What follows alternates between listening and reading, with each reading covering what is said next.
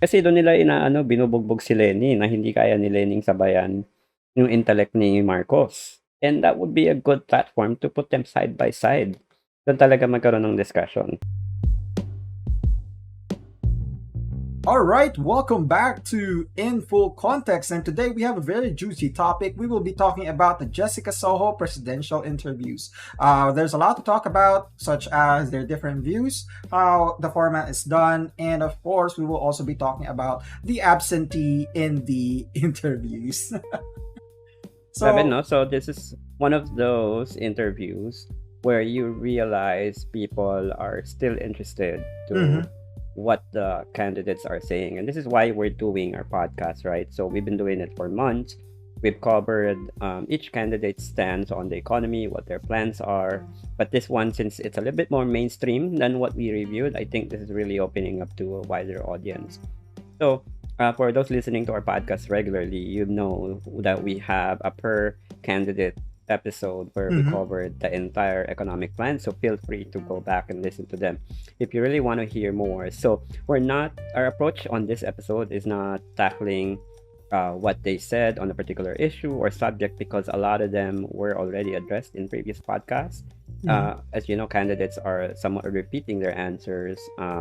Especially if it's the same question, you can expect that naman na angle. But so our approach here is, one, we'll cover bakit wala si Marcos, ano yung feel natin, bakit lagi siyang absent sa mga ganitong forums. Second, what is the public's perception of the interview, like how do we assess people responding to it, kasi obviously there are different types of audiences. yes. Who is this for, and then what it's really doing to the voting public. And then third,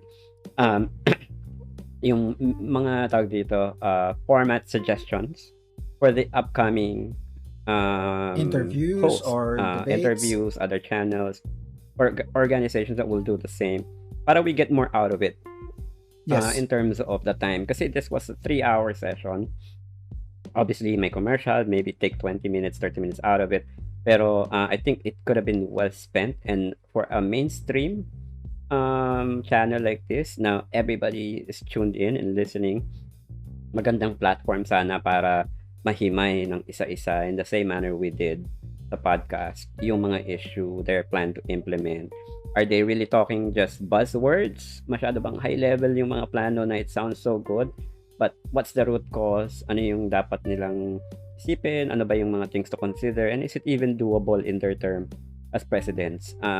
Contrary to public belief, hindi po natin kayang tapusin ang kahirapan in 6 years.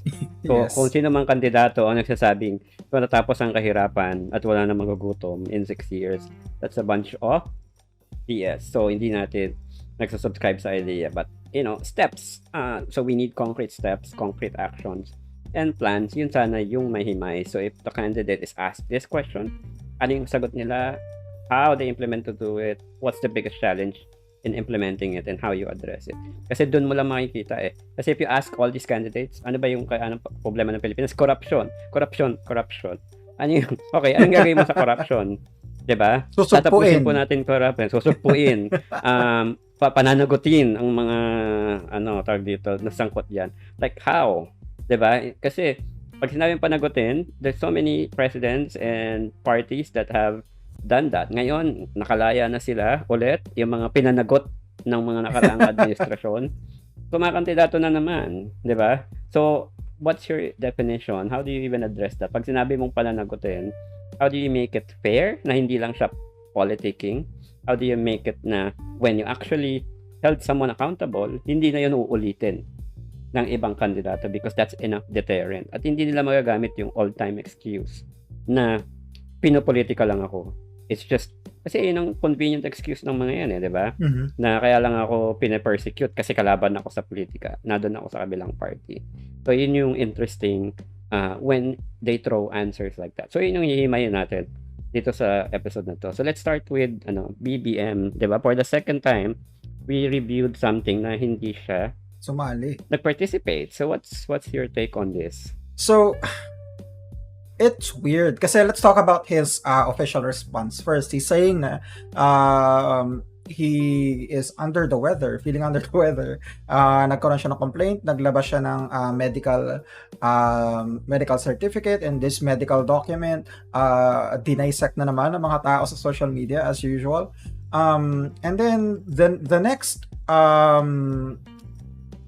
I would say excuses or reasons that he mentioned is that Jessica Soho is a biased reporter that would only focus on the negatives of his personality instead of his actual plans for the presidency. So this is weird to me kasi number one, he did not participate in the 47th annual Business Expo and conference by the Philippine Chamber of Commerce. Now for that, just for those who are just listening to our podcast for the first time, that was an event wherein they invited all of the presidential hopefuls to answer questions about their economic plan. So basically, pinag-explain sila kung ano ba yung plataforma nila pagdating sa ekonomiya. And that's just a recorded video to be played on a Zoom meeting. And a Facebook Live wherein there's no audience, there's no live interview where he will just answer questions. And even to be fair, even Bongo participated in that kasi it's a platform that you can say na hindi biased. Kasi there's no one grilling you, walang magtatanong sa'yo about your past, your father's past. It's just they're asking you to record a video answering questions about the economy. And that's why we like follow-up question dun eh. Oo. Yeah, and that's why we really like that kasi we got to see, we had a glimpse into what these people are planning to do with our economy. The problem is, he did not appear with Jessica Soho. I would be buying that excuse more if he appeared in the PCCI conference first. Kasi parang ang nagiging trend is hindi lang talaga siya uma-attend. And you know, if you've been listening to our podcast for a while, you know for a fact that Marlon and I have been looking forward to Bongbong Marcos' appearance kasi we haven't heard much from him aside from the vlogs that he posts on YouTube. So we want to know ano ba talaga yung gusto mong gawin if you win as a president. Kasi ang nangyayari, he's being branded. This person is solely riding on popularity, personality politics, and social media wave, right? Diba? So we've said it many times. I don't personally like him. I don't think I will vote for him, but I think he's the likely winner, and the surveys support that too. And kumbaga, to him and his camp, maybe they don't see value in joining. In fact, it might even hurt him. And you know, if your candidate is like that he's too afraid to get hurt, na bababa yung candidacy niya, what kind of personality do you have to even be that scared? Kumbaga, may tatago ba tayo? Yun yung narrative ng mga tao ngayon, right? And then the other thing to consider is on his absence, because of GMA being biased, you're creating enemies of a media platform as big as GMA. And to be fair, if you've been listening to our podcast, we've called out biased media on like many episodes. Yes. in whatever way we can. We hate it as much as, you know, anyone. But I think GMA is one of those a little bit in the middle still. I think I don't see GMA in particular to be a biased media platform. Yeah, I haven't seen much sensationalism.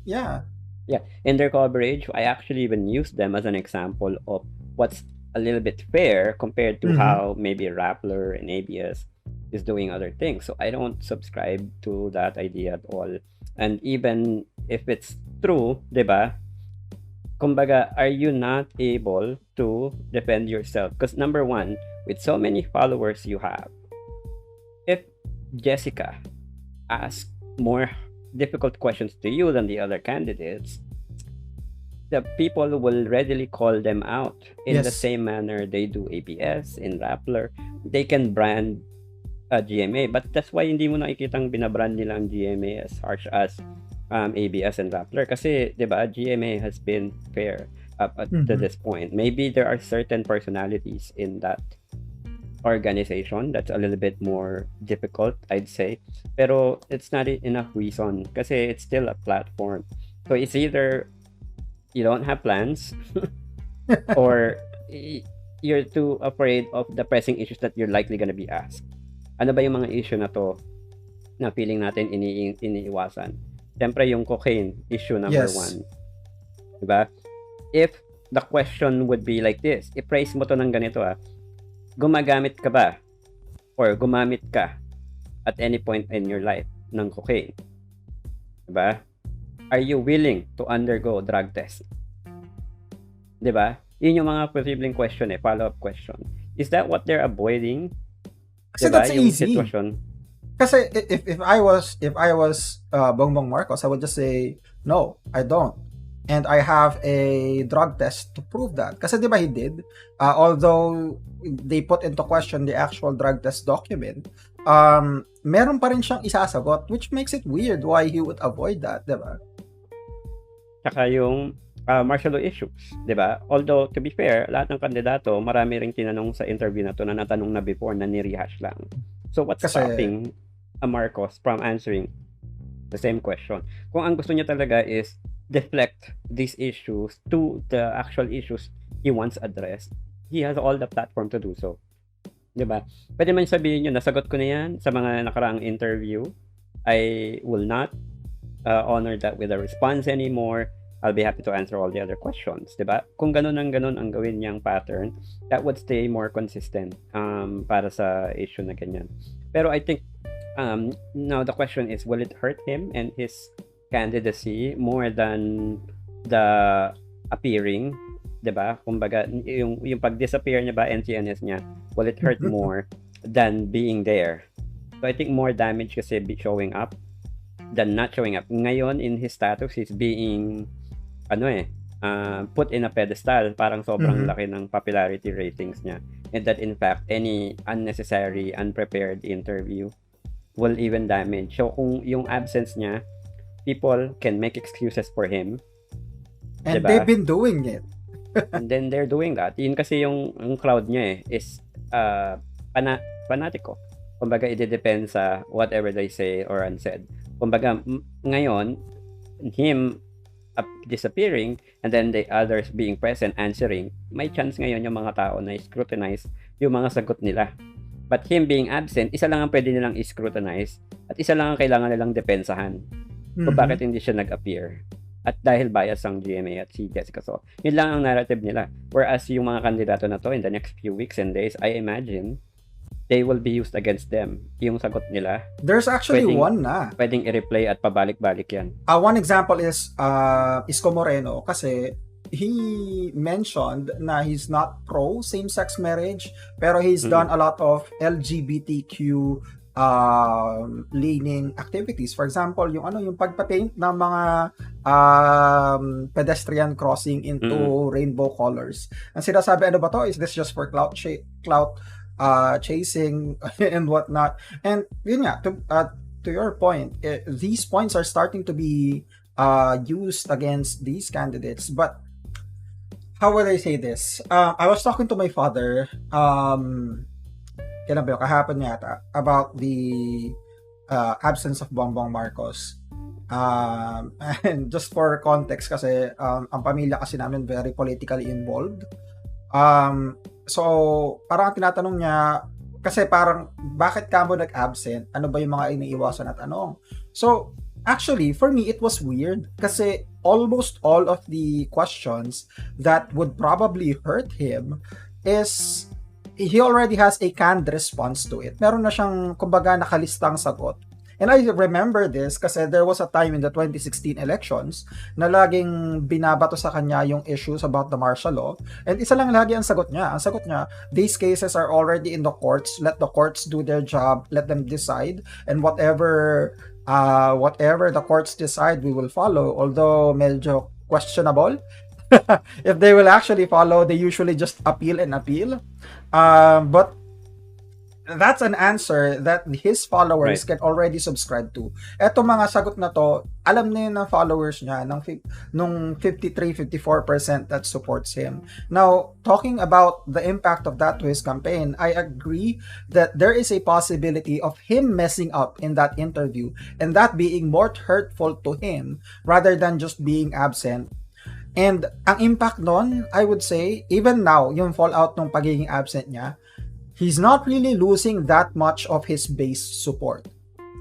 Kasi yung base support niya are still Yeah. rapidly defending Bongbong Kasi Marcos. sinusupport nila yung narrative ng bias media. That's why medyo Mhm. strategic at matalino yung ginawa nila.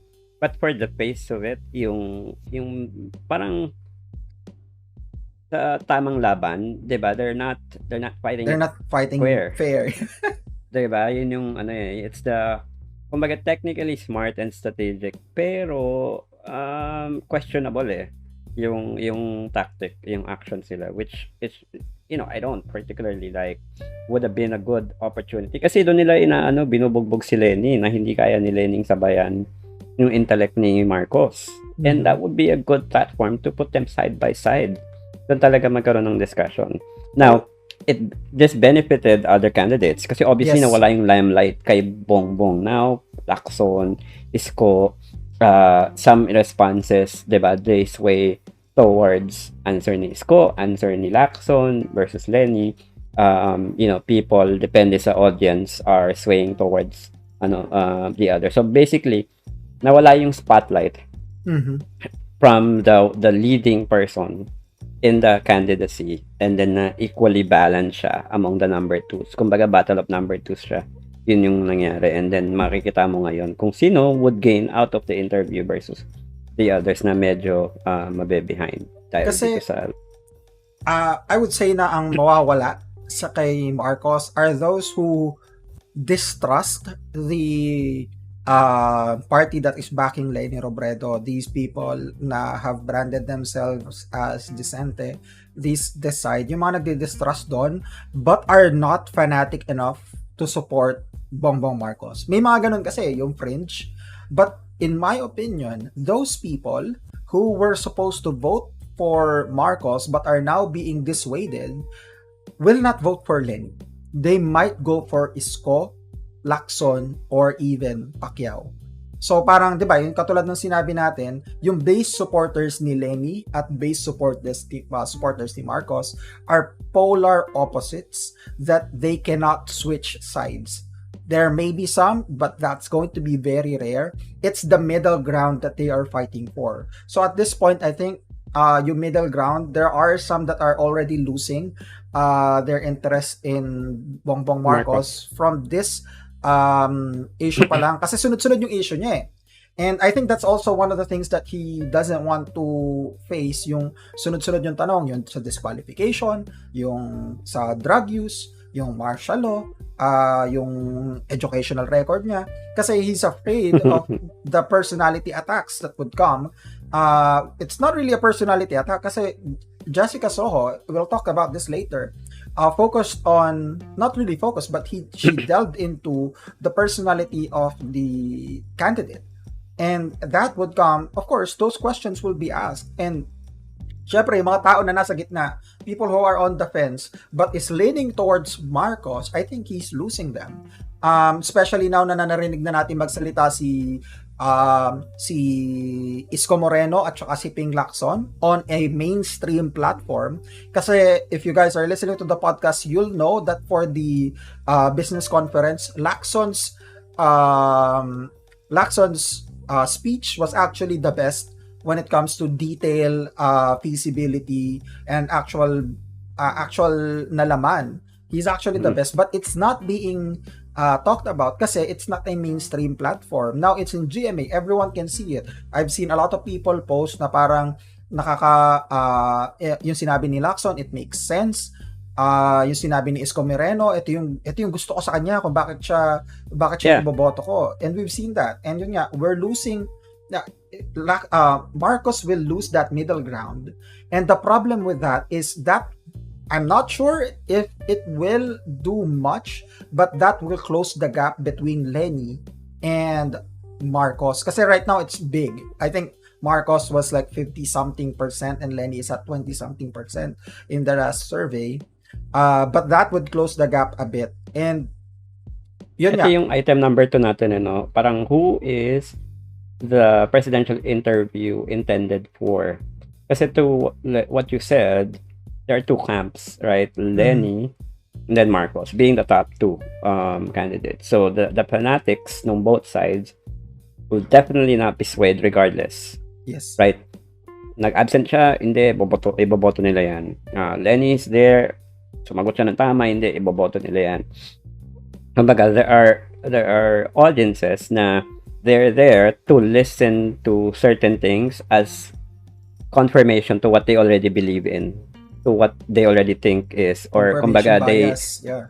they justify with on their own what they think the candidate said para ma-expound yung sagot ng kandidato kasi nung suportahan nila. Kumbaga, they find reasons or they find excuses to believe their candidate. So, alam na natin yun, panatiko, wala na tayong magagawa doon, right? But to your point earlier, this platform, now, just may mga tao na somewhat still can be swayed kasi biglang nagkaroon na may second option aside from Lenny is ex-candidate, either si Lacson or si Isko. Actually, nagulat ako kay may mga nakikita akong post na nagulat ako kay Lacson, ganito. I like ganito and ganyan. Biglang nagiging second option na si Lacson or si Isko. And we know, I've said this before, Isko loves the limelight. He's a sweet talker. Noon pa yan, pa-interview, walang katakot-takot. Diba? If you look for how many interviews these candidates have done, Isko probably has done more than anybody, diba? Kasi this is his platform, this is his audience, so you expect him to para maging umangat kasi ito talagang platform niya. Pagsalitain mo yan, mas lalamang sila. But for people that are discerning enough, diba? They can read through, they can see through what these people are saying, then they start to recognize Lacson as a next best option. Again, medyo pa rin sila sa certain candidate pero pwede silang masway. So, talking about two types of audiences, doon talaga is panatiko, this is not for them. So whatever their candidates say, they're already sold. They're just supporting their own statement. The second one, second type of audience is yung mga totally in the middle ground. Now, medyo bongbong sila kasi kahit hindi naman nila yung masyadong gusto, medyo gusto nila si Sara. Or medyo gusto nila yung mga changes that they've seen. Or they just totally hate Dilaw. Diba? Parang andun sila sa gitna na yon. So they're really looking for other candidates. Yung mga yon mawawala, mapupunta either kay Isko or kay Lacson. Diba? May ganong trickle down ng support. Kasi there are also voters na they don't necessarily like BBM pero he's the likely winner. So bakit kumbaga iboboto na, tatanggapin na lang nila na di na rin mananalo. And then I think those voters can also go either way. So more of these interviews, sessions, and platforms will be good for the people in the middle ground. So hopefully there's enough number of them that can make a difference. Diba? One major part of the interview is it too late for unification talks between these candidates? And many of them said no. Kasi if the candidates just really want to unify and then their mindset of unification is to put somebody as a priority versus talagang unity. Kumbaga, ang unity means kumampi na kayo sa amin, supportan nyo na lang kami. Ganun yung message ng ibang candidates, and that's why they say na hindi na mangyayari. But truly, I think that would be their best chance na to really go with one candidate para makalaban. Kasi if you look at the issue by issue, yung breakdown nila, yung sinend mo sa akin na table, 'di ba? Meron sila doon na question, do you support multi-party system or two-party system? Almost everybody said two-party system, right? They see the value in that, and we've talked about plurality versus majority. So there's really aspect to that, and there's also a lot of question around how do you unify the nation when we're obviously very, very divisive. Napakadami nating kampo, napakadaming and I think that's one of the biggest reason is because there's so many parties to choose from kahit nasa ganitong idea. So the people in the middle ground, the ones that are listening, talking about or transitioning to ano yung platform, missed opportunity. So what I like and don't like about the interview. Diba? I talked a little bit about this. Yung platform niya is almost 3 hours. I think half of that time was spent asking the candidates questions that they were already asked in other interviews in the past. So, na-interview na yan ng ANC, ni Karen, ako sino-sino.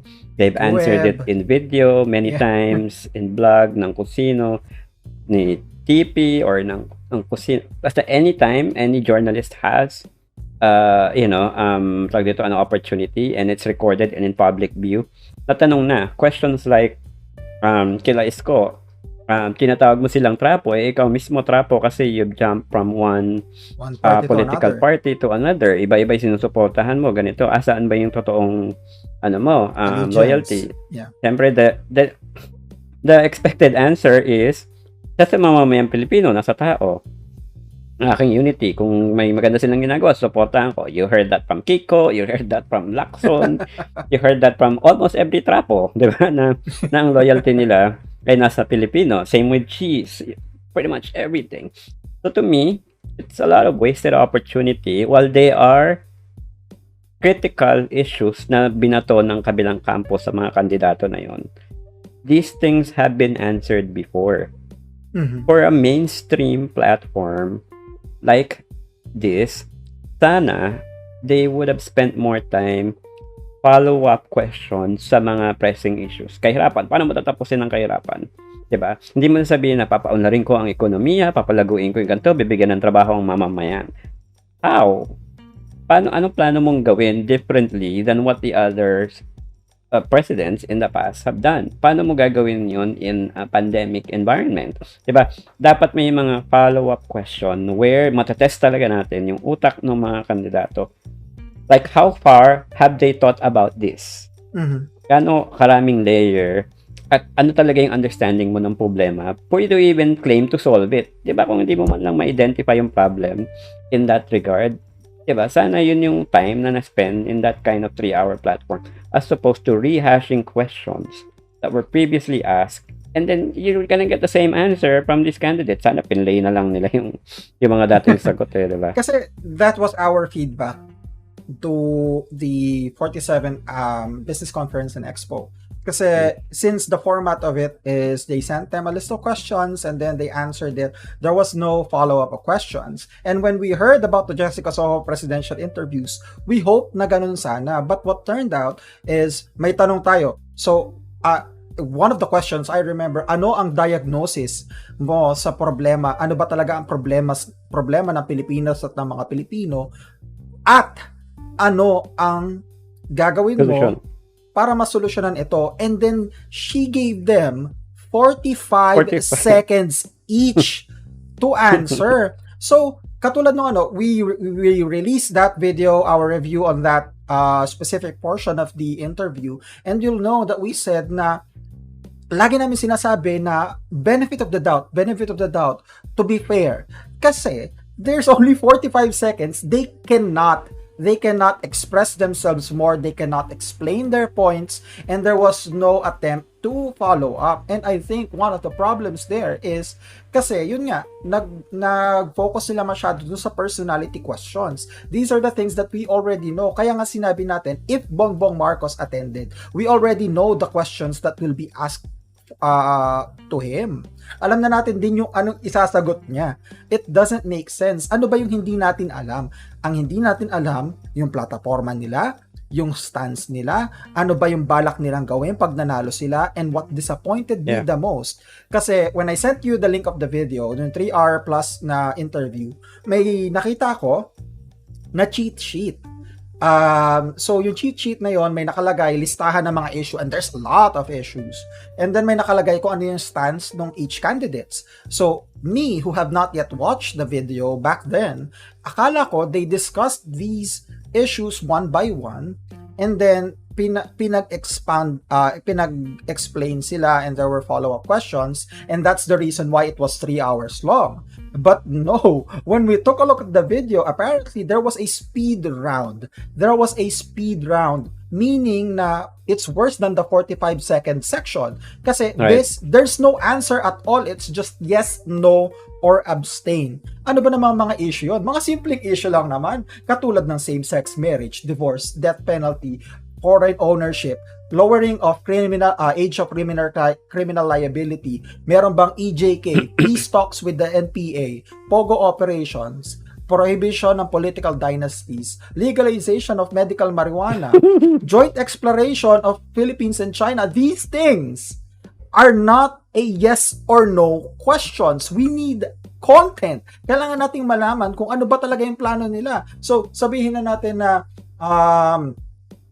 sige, pag-usapan natin. Are you pro or against the continuation of the Visiting Forces Agreement between the US and the Philippines? So this is an important topic kasi it expands a lot. It has effects on our foreign relations, especially with China and other Southeast Asian countries that are on the other side. So kailangan natin pag-usapan ano yung implications nito. Meron ka bang conditions to continue the Visiting Forces Agreement? What would we want from that? How would you make sure it doesn't become an act of aggression against China, yung expansion ng BFA? Or how do you use that to our advantage so that it becomes a deterrent for China to bully us, diba? And then you say we're gonna do joint exploration with China. In what condition are you even open to that, diba? And then you turn it into a yes or no question. And sabi ko, ano ba to? Akala ko ba they will be thorough? Apparently, they are thorough on personality questions that have been answered many times. But well, to be fair, there were certain issues that was discussed kinda. Kasi if you see, if you take a look at the GMA News YouTube channel, there are videos on specific issues, and we are actually creating an entire series reviewing those. So, for example, what is your stance on poverty in the Philippines, or mga karapatan sa OFWs, PhilHealth? They discussed it. But if you take a look at it, for 4 candidates trying to explain what they want to do, each video is 3 minutes long. For 4 candidates, including yung pag-explain ni Jessica Soho sa question. There were no follow-up questions. Madaming mga sinabi doon na very open-ended or half-assed, hindi siya na-explain ng maayos. And there were no follow-up questions. Why? Because there's a lot of other things that they asked instead of focusing on the issues. I think it's the downside and then the advantage of being a mainstream media platform. So as a mainstream media, they're really for viewership, right? Yes. Although the goal, I still applaud the GMA for doing it. It opens up the discussion, and then it is opening up discussion online now, social media. But at the end of the day, they're for viewers. So, ano ba yung mga nag-yield ng views? Siyempre, yung personality questions. While we claim we are against hate and then cyberbullying, and while we should elevate the discussion online, this is not exactly how to do it. Kasi half of the 3-hour session was spent reiterating hate being thrown by the other party to the candidate, which then the candidate have to defend themselves, which again would be okay if this is their first chance to do it. But again, it's been thrown about online. Napakadami na nilang sagot sa mga issue na to, and really there's no value in having them repeat this in a mainstream platform like it. Now, if you want to tackle issue, I agree, there's so many issues the country has to face. Maybe they outline as many issues as they can, so they made it a speed round, yes or no, whatever. I think it should have been a conscious choice to focus on certain issues that they would prefer the candidates to expound on, na talagang matest yung knowledge ng candidates about. I think they could have done that. Maybe they could have done a survey ahead of time, which issues you want us to focus on this upcoming presidential questions. So maybe the top 10 issues, and then they provide all their answer and then follow-up question. Kasi to me, 45 seconds not even enough to outline the problem. Yes. Kumbaga, it's a definition of problem. And I think more than the solution in some of these issues, understanding of the problem is more important. Kasi if you perceive the problem of, say, poverty, di ba? And kung ang understanding mo ng problema na yon is superficial, your solution will be superficial. Superficial as well, yeah. I would want the candidates to really expound why you think there's a problem on this. Ano ba talaga ang nagkakos niyan, and how do you intend to address that particular problem? I'm more interested how they diagnose, how deep they know of that subject to be able to come up with a solution. Again, ang kahirapan po, hindi masasagot ng pag-unlad ng ekonomiya. Anybody, you know what, punta ka ng classroom, grade 3, grade 4, tanungin mo, 'di ba? Anong kailangan natin? Umunlad ang ekonomiya. Everybody can say this shit, 'di ba? Wala naman. Kayang-kaya natin sagutin yung mga 'yan. Ang problema diyan is how do you actually do it? And I think that speaks to competency and understanding. Doon ang candidate. Doon mo mahihiwalay yung sweet talk ni Isko sa economic knowledge ni Lenny, sa experience ni Lacson, sa naivety ni Pacquiao, di ba? Parang doon sana may iba-iba yung ma-highlight yung personality at kakayahan ng mga kandidato. First, define the problem. Explain it to me like grade 3 or grade 5. And then, just that one problem, how do you intend to solve it? Di ba? And then, why are you having a hard time solving it? And I would even ask, bakit sa tingin mo hindi pa yan nagawa ngayon? Or ba't hindi pa yan ginagawa? What's hindering people from doing it? So, major issues, a lot of follow-up questions, himay-himayin. I would rather spend my 3 hours watching that than listening to things they've been asked before and react. Be fair, there were some questions, personality-wise, that were not asked before. Yes. Or as not as popular. May mga na-research sila, Jessica Soho, na hindi ano. But, again, what value does that add to the topics when you claim to have this forum para nga mapag-usapan yung mga issue? Yung the yes or no table is definitely not the right sa mga issue na yun. Dapat talaga, if you feel like those issues are important, wag nating tag dito i-overlook. Mamili tayo ng issue na mahihimay kasi honestly you cannot address all of them really even in 3-hour time frame, and then it's unrealistic to think din na kada presidente masosolve niya lahat yun kasi meron din talagang mga gabinete, may mga expert or what. That's why I think even beyond the solution, I'm really interested with how they define the problem, how they see it, why that's the problem. Kasi yun talaga yung sabi sa akin, ng tama yung pag-analyze niya sa sitwasyon na to. Solution is almost common sense kapag naintindihan mo talaga yung problem ng maayos. And I think that benefits the middle population na talagang is not swayed towards one or the other. Maybe may mga mabump yung ulo dyan na instead of this person, mas mapili nila yung other person kasi sa fanatico realm. But those in the middle, still undecided, that can make the difference between Lenny being number 2 or Lacson or Pacquiao. Diba? That would totally change the narrative. Kasi kung bawa si Lenny number 2, they spend so much money and then they have all the backing. Tapos, despite that, feeling nila meron pa rin nananalo, nagiging number 2. Diba? It would be in their interest na lang to help the second candidate na biglang ilipat yung guaranteed fans nung supporter na yon. Pwedeng ilipat na lang automatic and then they would automatically get a boost. And then may chance pa silang mananalo. Yun yung unity talks. But I think, in terms of what I did not like, again, I would have rather Jessica spent issues, follow-up questions, hard questions on those topics para mahima yung understanding nila versus rehashing the things that was already done. Ayun lang ayoko dun sa format ni Jessica, which then going to the audience doesn't benefit the ones na makikinig ng 3 hours. Yeah, kasi we really need to elevate the discussion of politics. Kasi we want to move away from the personality politics kasi that's what ruins the nation. Kasi if we are just focusing on the personality and not really on how they think about the issue or how they want to solve it and how competent they actually are. Kasi even sabihin mo man na ikaw yung pinakamadaming na-achieve, let's say magna cum laude ka or you've been in service for this long, that doesn't necessarily mean that you are the most proficient when it comes to a lot of issues and understanding these. So that's why we need to hear what they are saying, kasi there is a possibility that someone who is not famous or akala natin simple mag-isip, when they start answering their questions about issues, dun na natin may dadisect sino ba talaga dapat ng boto natin.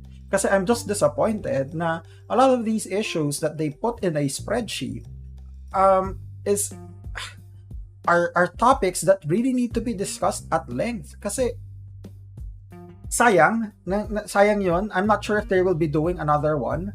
But if they do another one, I really hope that they would dig deep into it more.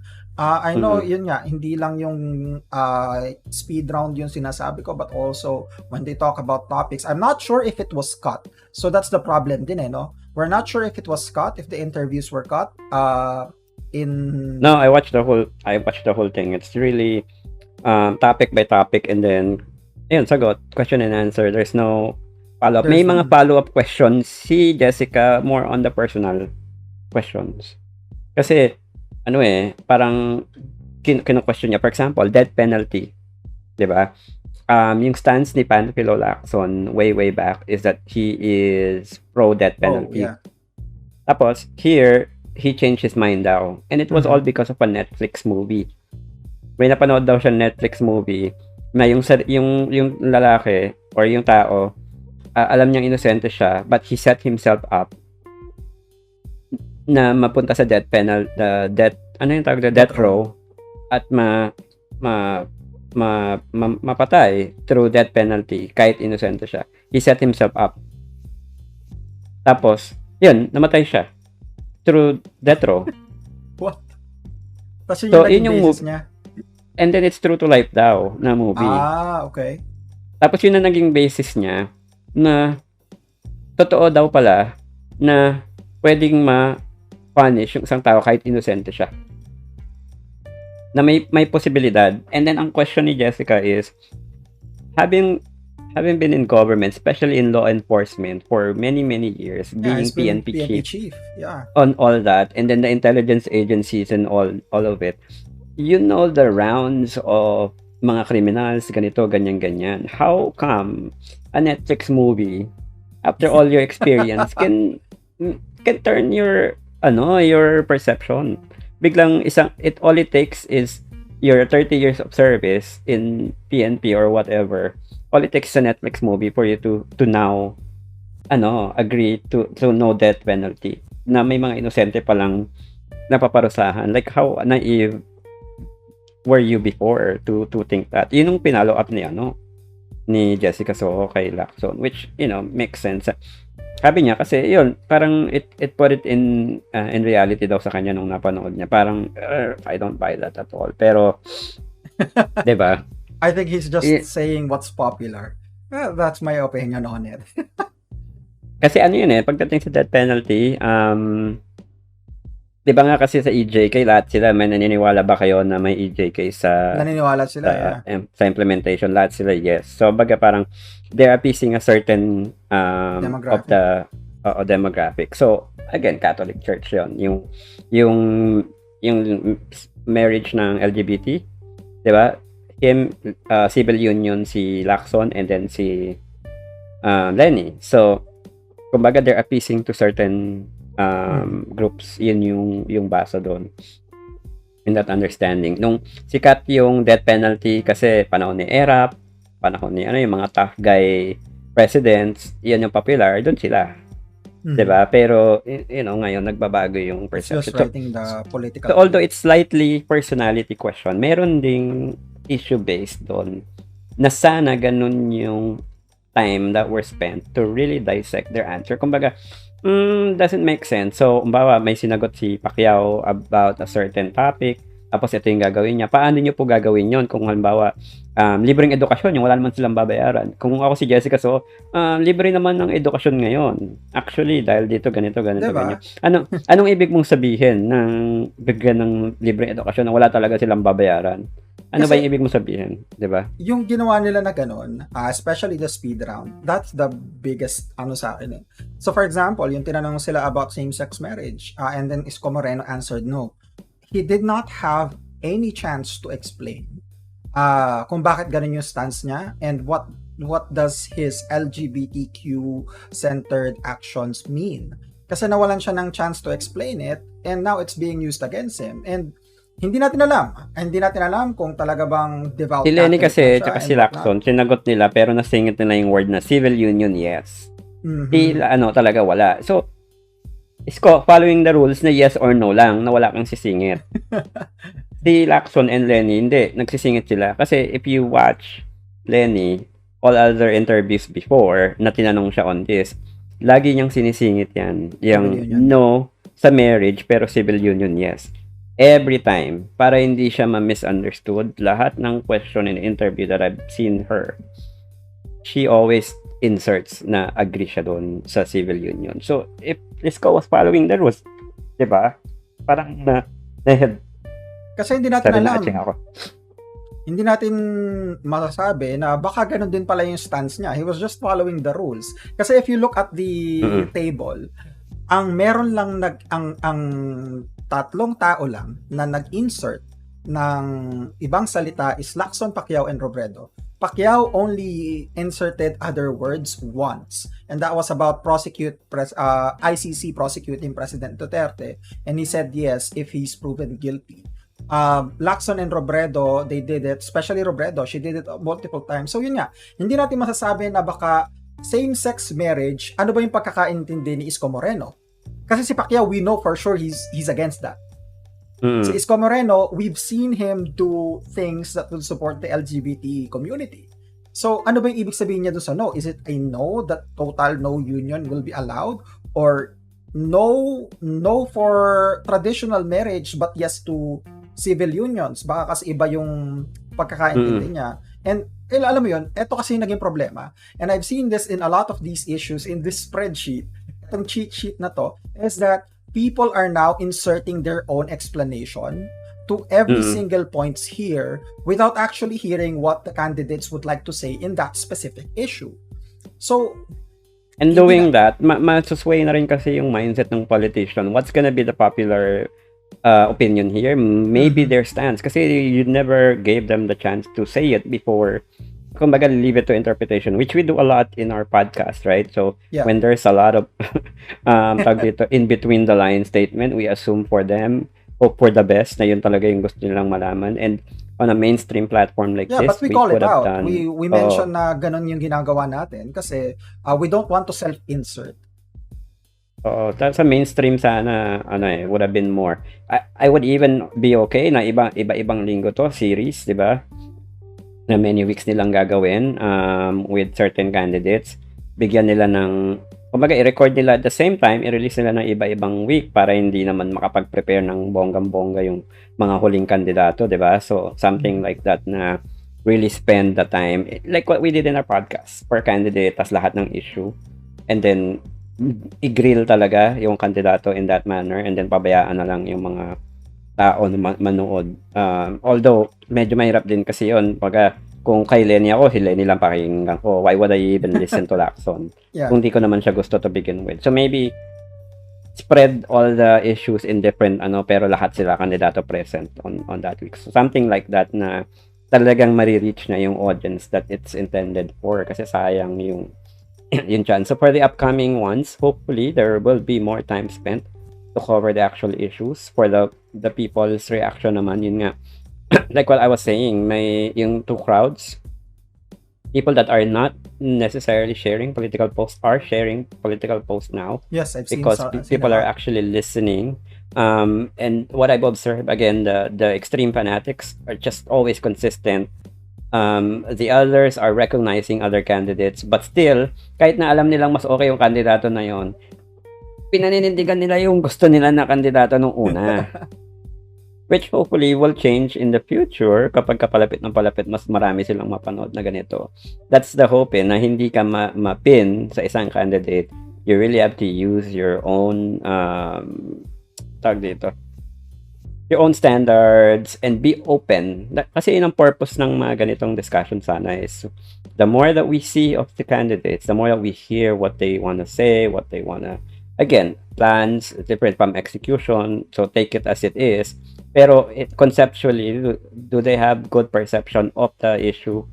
Kung tama ba yung pagkaintindi nila, do you buy that mindset or same problem thinking? Kung oo, edi diba, feel free to change your mind. Guys, mga tao, pwede pa pong magbago ng boto. Kasi, maaga pa po. hindi porket tag-announce ka na ganito ka, na ganyan, na nagpalit ka na ng banner, ng ribbon sa Facebook, o nag-iba ka na ng kulay, bumili ka na ng maraming gantong t-shirt, or what.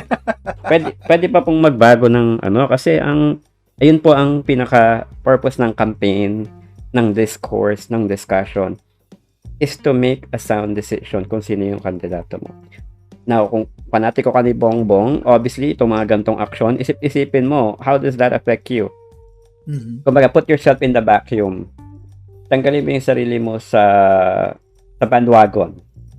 Alisin mo yung sarili mo dun sa, kasi ito yung maraming tao.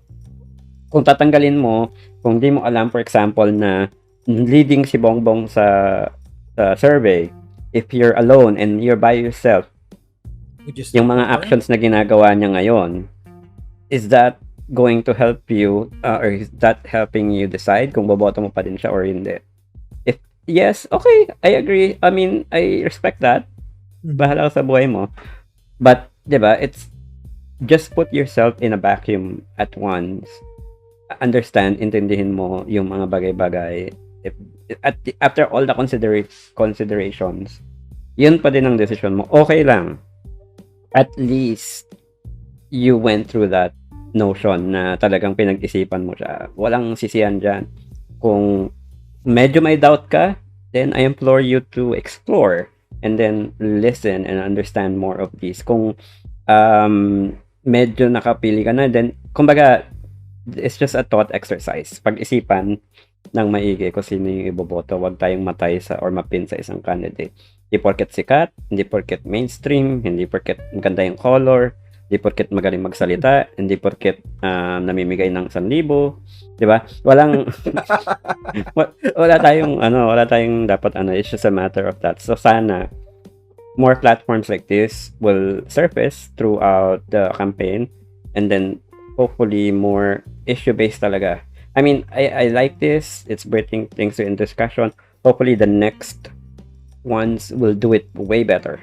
Yeah, kasi in discussion. The mere fact na a lot of people who are not really usually politically involved are posting about this, and also the fact na there's a lot more people who are taking a look into other candidates other than the main two, bodes well for me. Initially nga, ang akala ko ang mangyayari dito, mai-snub na naman si Lacson or si Isko Moreno. It will just turn into another discourse of Leni Robredo versus Bongbong Marcos.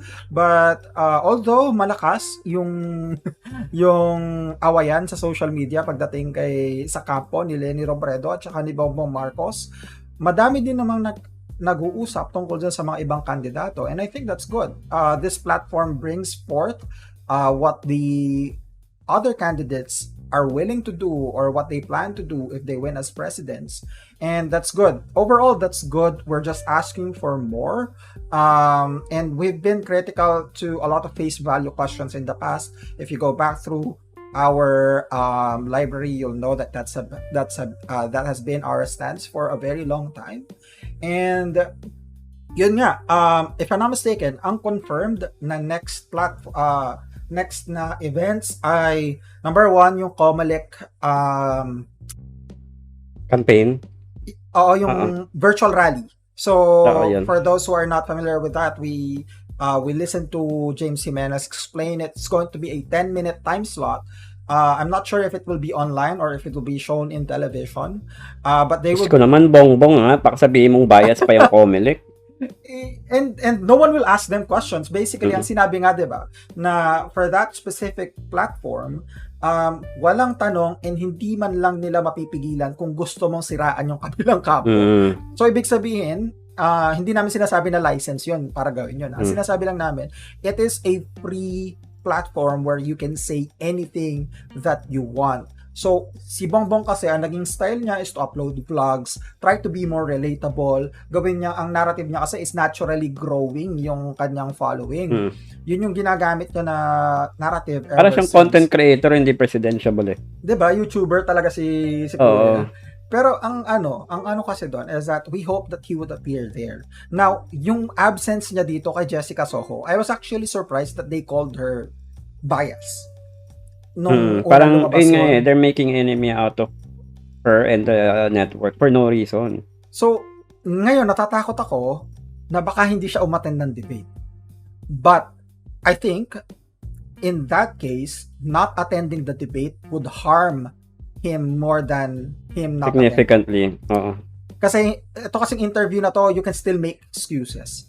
The debates are ito yung inaantay ng taong bayan no? Kahit yung mga tanda ko yan dati nung 2016 na madami talagang nanood, mga kaklase ko nung college, mga kamag-anak ko, yung mga nandun lang, mga tambay lang, they flip watch top it. Yan, Hokage level ng flip top yan So dapat talaga yan ang papanoorin Oo, so yun yung pinaka-inaantay. And then I saw that I'm not sure where Comelec posted it, na parang sinabi nila non-verbatim na dapat mag-commit ka at umattend ka sa debates kasi ito yung paraan, isa sa mga paraan para mag-gauge ng tao kung dapat ka ba nilang iboto. And I agree. Alam mo, ang hindi ko lang bet dyan, hindi lahat ng kandidato kasi present. Although there's also case to be made na baka kasi waste of time lang yung iba. Lalo na yung kapangalan niya lang. Diba? Oo. So, may case to be made na, umaga, 3 hours na nga, 4 pa lang to Paano kung 10 sila, di ba? Tapos kung ano pa sasabihin nun, baka paliwanagan pa ni Jessica Soho ng mga question yun So, pero alam mo yun, hindi rin But sa debate, yung mga likely winners lang yung nando doon which is also unfair, di ba? Dapat sana nando sila lahat. Pero yun nga, the debate should be attended to. Otherwise, talagang, ano ba ito? Basura na yung, sinakyan na lang yung popularity, wala nang ibang effort na ginawa si Marcos. Kumbaga, we're calling you out. Dapat umattend ka ng gantong platform. Walang dapat ikatakot. Kasi if you are only choosing sino kakausapin mo, that's not really good of any presidential ball, and that doesn't speak highly of your capacity. Paano kung pupunta ka ng ibang bansa? Paano kung makikipag-negotiate ka sa mga ibang, di ba?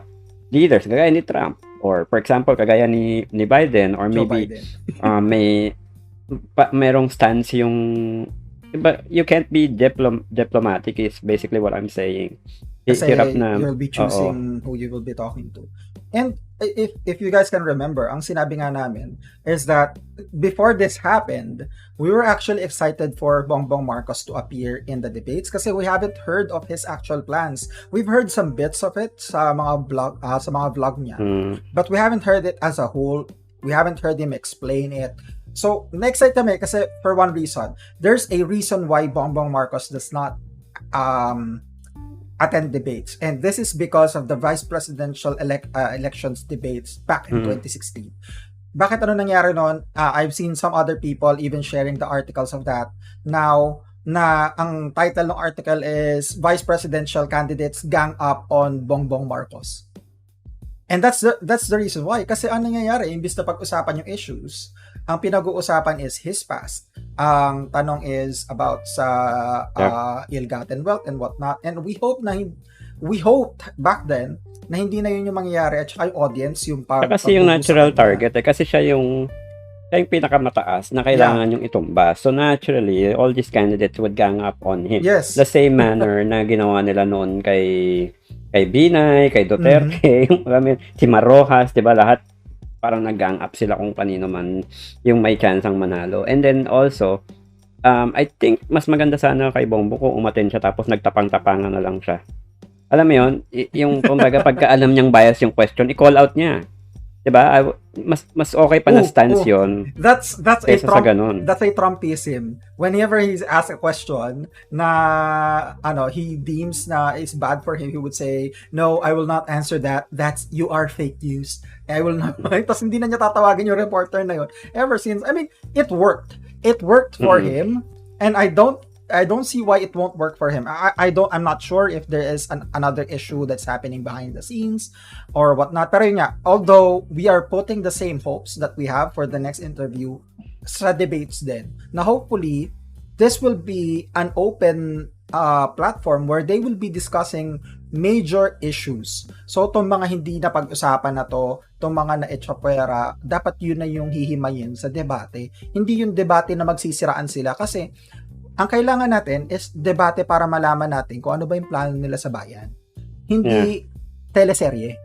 Kasi ang nangyayari... Lahat ng kandidato may kamalian na pwede nating i-highlight. Diba? Yes.